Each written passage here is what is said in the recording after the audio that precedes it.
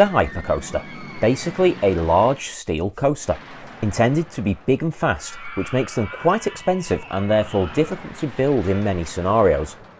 But when they are available and you've got the finances to back it up, they make great marquee rides for your park. There are only 3 examples pre-existing in the game, and all 3 are excellent. I usually reference these at the end of a ride guide, but as I'll make reference to all 3 throughout this guide, I'm introducing them early. We have Blue Hurricane in the build menu, with a high intensity making it, for me, the one with the best stats of the 3, as the other 2 have much higher intensity ratings that can put some guests off riding.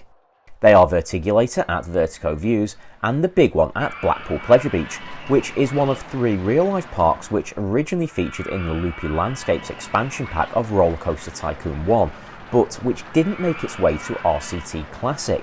However, the file exists on various Rollercoaster Tycoon online resources, and I've dropped a link to download it in the description of this video, with some installation instructions. Hypercoasters don't invert, and so you'll be generating great stats from speed and drops instead. All 3 pre-existing rides have plenty of big drops.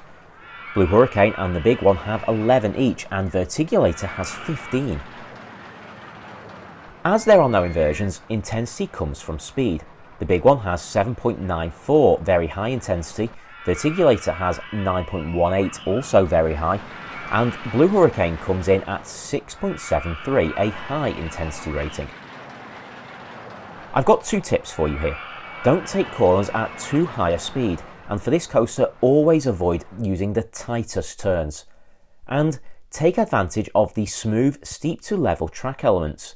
They help avoid excessive negative vertical Gs when summiting a hill at speed.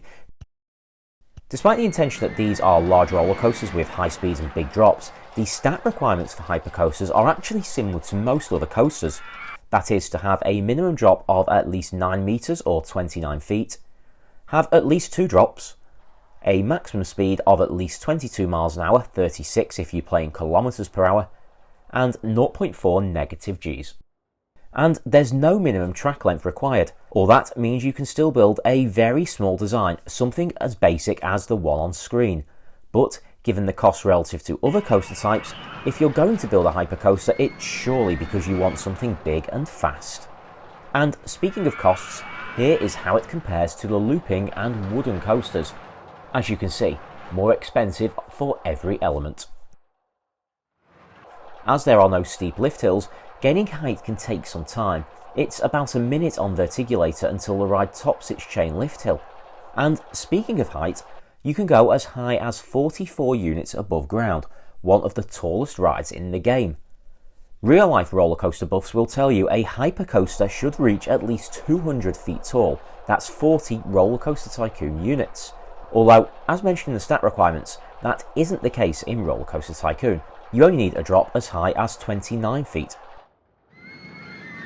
As the hypercoaster first featured in Loopy Landscapes, the same time when Blackpool Pleasure Beach was first introduced, it would seem that Chris Sawyer had the Big One in Blackpool in mind when developing this coaster, and here is how the real ride and the Rollercoaster Tycoon recreation compare.